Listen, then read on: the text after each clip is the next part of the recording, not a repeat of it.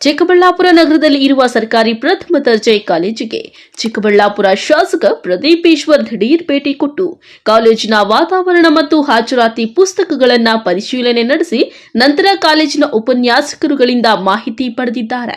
ಈ ವೇಳೆ ಮಾತನಾಡಿದ ಅವರು, ಸರ್ಕಾರಿ ಪ್ರಥಮ ದರ್ಜೆ ಕಾಲೇಜು ಮತ್ತು ಮಹಿಳಾ ಸರ್ಕಾರಿ ಕಾಲೇಜಿಗೆ 4 ಕೋಟಿ ಅನುದಾನವನ್ನು ಉನ್ನತ ಶಿಕ್ಷಣ ಸಚಿವ ಎಂಸಿ ಸುಧಾಕರ್ ಅವರು ಬಿಡುಗಡೆ ಮಾಡಿದ್ದಾರೆ. ಅದರಂತೆ ನಾವಿವತ್ತು ಕಾಲೇಜಿಗೆ ಭೇಟಿ ಕೊಟ್ಟು ವ್ಯವಸ್ಥೆ ಬಗ್ಗೆ ತಿಳಿದುಕೊಂಡಿದ್ದೇನೆ. ಹೊರಾಂಗಣದಲ್ಲಿ ಜಾಗ ಖಾಲಿ ಇದ್ದು ಮತ್ತಷ್ಟು ಕೊಠಡಿಗಳ ವ್ಯವಸ್ಥೆ ಕಲ್ಪಿಸಿಕೊಡುವುದಾಗಿ, ಹಾಗೆ ಮಹಿಳಾ ಕಾಲೇಜಿಗೆ ಮೊದಲನೆಯ ಮಹಡಿಯನ್ನ ನಿರ್ಮಾಣ ಮಾಡಲು ಪ್ಲಾನ್ ಮಾಡಿರುವುದಾಗಿ ಹೇಳಿದ್ದಾರೆ. ಮಹಿಳಾ ಕಾಲೇಜಿಗೆ ನ್ಯಾಕ್ ಗ್ರೇಡ್ ಬಂದಿದೆ, B++ ಗ್ರೇಡ್ ಬಂದಿದೆ ಮಹಿಳಾ ಕಾಲೇಜಿಗೆ. ಈಗ ಇದಕ್ಕೂ ನ್ಯಾಕ್ ಕಮಿಟಿ ವಿಸಿಟ್ ಇದೆ ಇನ್ನೊಂದು ವಾರದೊಳಗಡೆ.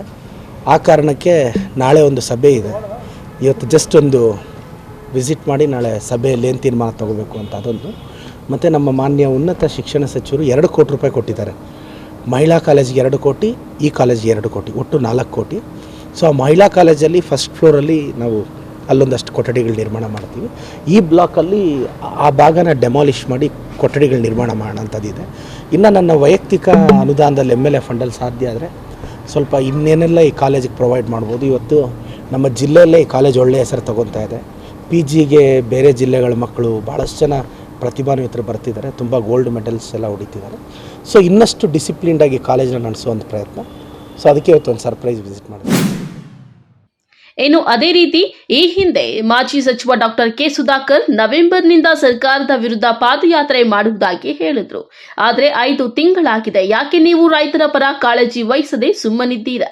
ರೈತರ ಪರವಾಗಿ ನಮಗೂ ಕಾಳಜಿ ಇದೆ. 10 ವರ್ಷಗಳಿಂದ ರೈತರ ಪರ ಇದ್ದೇನೆ ಎಂದು ಸುಳ್ಳು ಹೇಳಿಕೊಂಡು ಓಡಾಡಿದ್ದೀರಾ.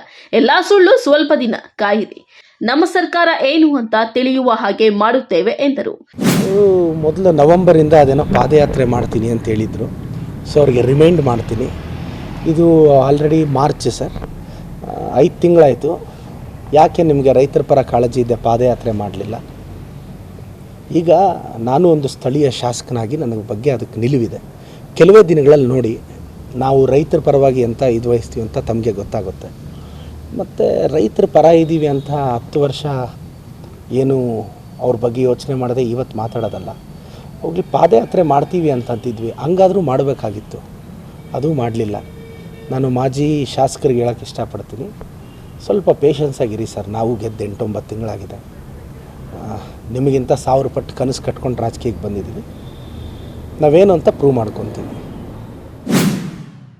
ಈ ವೇಳೆ ಕಾಲೇಜಿನ ಪ್ರಾಂಶುಪಾಲರು, ಆಡಳಿತ ಮಂಡಳಿ, ಸಿಬ್ಬಂದಿ ವರ್ಗ, ಕಾಂಗ್ರೆಸ್ ಮುಖಂಡರು ಇದ್ದರು. ಕಳವಾರ ಅರುಣ್, MMTV ನ್ಯೂಸ್, ಚಿಕ್ಕಬಳ್ಳಾಪುರ.